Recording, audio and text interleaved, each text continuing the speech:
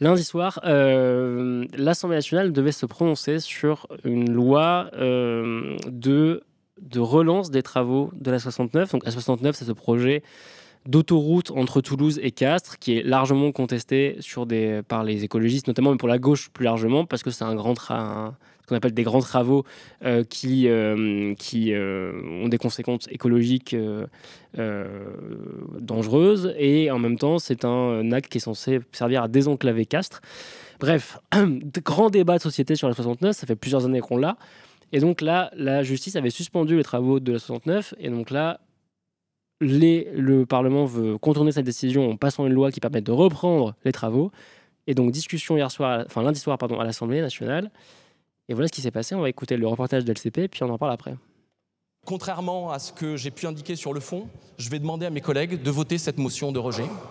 De voter cette motion de rejet parce que malheureusement, compte tenu de l'obstruction que vous avez réalisée en déposant tous ces amendements, il n'y a pas d'autre solution si nous voulons aller au vote, dans le cadre d'une CMP et à la suite du vote de CMP, de pouvoir aboutir et de pouvoir faire en sorte de voter ce texte sur l'autoroute A69. Il n'y a pas de raison impérative d'intérêt public majeur à la destruction de 162 espèces protégées.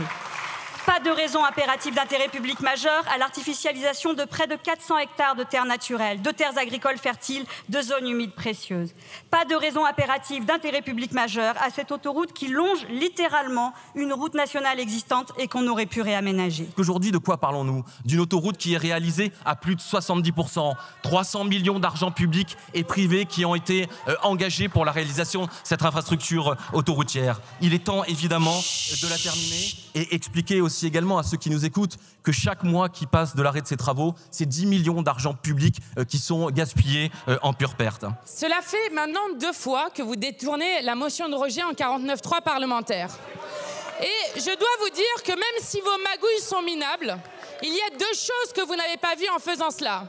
La première, c'est que vous nous avez offert une victoire et que le seul vote de l'Assemblée nationale sur la 69 a été de rejeter ce texte, et donc que ce texte est illégitime et doit être retiré.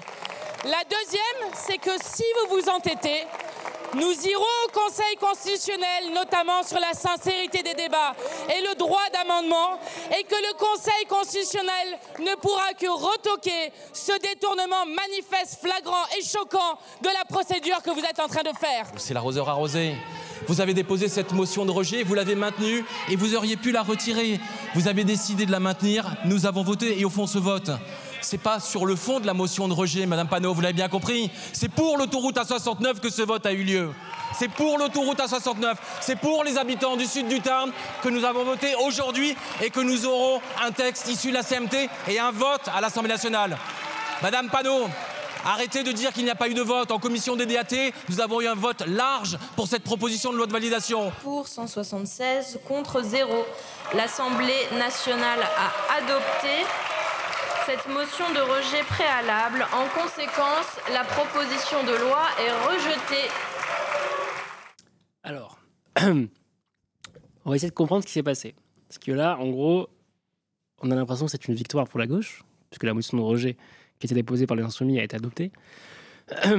Mais en fait, non. Donc, je vais essayer de vous expliquer ce que c'est que cette nouvelle manip de la Macronie au Parlement, parce que vous connaissiez le 49.3, vous commencez à connaître un peu toutes les petites techniques de la Constitution pour pouvoir contourner un vote du Parlement. Donc là, c'est la motion de rejet. Donc la motion de rejet, elle sert à quoi normalement? La motion de rejet, ce qui était le cas de l'AFI, c'est de dire en fait on rejette un texte avant même la discussion, et donc c'est donc le texte est rejeté et c'est fini. Normalement, c'est un camouflet pour un texte à l'Assemblée. Sauf qu'en fait, la motion de rejet, vu le nouvel écosystème à l'Assemblée nationale, est en train d'être utilisée par les macronistes pour accélérer les discussions et surtout éviter les débats. Pourquoi? Alors, c'est exactement ce qu'ils ont déjà fait sur la loi du plomb. Parce qu'en fait, ce qui se passe là, c'est que la fameuse loi qui a été rejetée hier, en fait, elle va maintenant aller en commission mixte paritaire, parce que le Sénat l'a voté. Donc en fait, ce qui se passe, c'est qu'en gros, quand 2 chambres Donc le Sénat, il y a 2 chambres, hein, le Sénat et l'Assemblée. Quand le Sénat quand le Sénat et l'Assemblée ne sont pas d'accord sur un texte, c'est-à-dire qu'ils ne le votent pas dans les termes identiques, ou qu'il y a une Assemblée qui le rejette et une Assemblée qui l'accepte, il y a ce qu'on appelle une commission mixte paritaire, la fameuse CMP. Donc la commission mixte paritaire, c'est quoi ? Justement, on va aller regarder. Je crois qu'il y a un article de Vie publique qui le dit très bien. Je vous le mets. Hein. Vie publique est un élément de ressource utile si vous voulez savoir des trucs. Donc, voilà. Dans une navette parlementaire, le gouvernement peut convoquer une commission mixte paritaire pour trouver un texte de compromis entre l'Assemblée et le Sénat, à partir du moment, bien sûr, où l'Assemblée et le Sénat ne sont pas d'accord. Sinon, c'est pas la peine d'avoir une CMP. Les textes sont identiques, tout va bien. Voilà, on nous dit que c'est puisque pour qu'une loi soit votée, il faut qu'il soit adopté dans les mêmes termes par l'Assemblée et le Sénat. Et donc, quand ce sont 2 versions différentes du texte, le gouvernement peut convoquer une commission mixte paritaire. Donc là, en gros, l'idée, c'est de dire, puisque d'un côté, ça a été voté, de l'autre, l'Assemblée l'a rejeté, ils sont pas d'accord, donc CMP. Là où il y a un petit hiatus, c'est que normalement, la CMP, on se réunit. Alors, c'est quoi une CMP ? Qui siège une CMP ? Parce que c'est très important. En gros, la CMP, il y a... je reprends le papier de Vie publique, 7 députés et 7 sénateurs. Et la composition des 7 députés et des 7 sénateurs est censée représenter les équilibres de chaque chambre. Ce qui fait que dans une CMP actuellement, puisque l'Assemblée nationale, alors l'Assemblée nationale c'est un peu plus équilibré, mais en tout cas au Sénat, comme la droite est largement majoritaire, en CMP, macronistes plus LR qui composent donc le socle commun sont majoritaires. Ok. Donc en CMP, quelles sont les lois qui ont été votées par CMP ? Alors ça finit par un 49.3, mais les retraites sont passées par la CMP. La loi immigration est passée par CMP, voilà, par exemple, pour vous en citer quelques-unes. Et donc tout ça pour dire que du coup, là, en gros, ce qui s'est passé concrètement, c'est que normalement, il faut que ce soit comme ça assez clair. Normalement, la CMP, c'est donc tu te retrouves quand tu te réunis, donc tu as 7 sénateurs, 7 députés, la CMP penche à droite, d'accord ? Le socle commun est majoritaire, mais du coup, tu as 2 textes. Tu as le texte du Sénat et le texte de l'Assemblée. Et donc, les 14 membres de la commission sont censés trouver des compromis entre les 2 versions du texte. Sauf que là, c'est pas le cas, puisqu'ils vont devoir discuter de le texte tel qu'il a été voté au Sénat et rien, puisque la motion, comme le texte a été rejeté à l'Assemblée, il n'y a pas de texte validé par l'Assemblée, il est juste absent. Donc déjà, il y a un problème. C'est pour ça que les insoumis parlent de saisir le pouvoir constitue. Mais concrètement, ça a permis de faire quoi, ça ?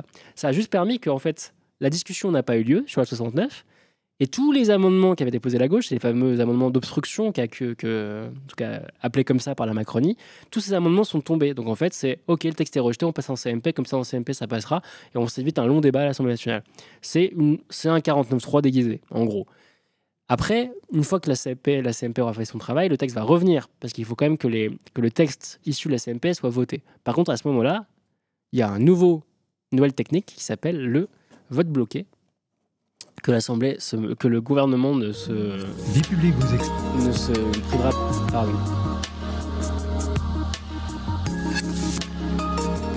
Il y a des vidéos qui se lancent sans que je leur ai demandé quoi que ce soit. Donc le vote bloqué, c'est une procédure, le 44.3 cette fois, qui permettra au gouvernement de faire un vote bloqué autour de la texte issu de la CMP. Et donc en fait, ne seront retenus dans ce vote que les amendements que le gouvernement a proposés ou acceptés. Donc en gros, on ne votera que sur le texte de la CMP. Il n'y aura plus de discussion pour le réamender.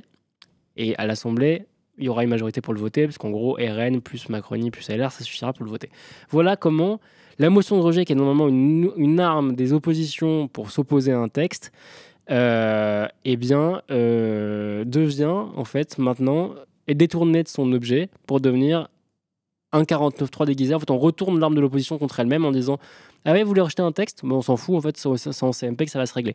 Ça marche notamment parce que le gouvernement a signé un accord avec LR, avec le socle commun, ce qu'on appelle le socle commun, que LR et la Macronie gouvernent ensemble au sein du gouvernement, et donc qui savent qu'en gros le Sénat qui avait pu être une force d'opposition au gouvernement macroniste, notamment au premier quinquennat, maintenant est une force d'appoint.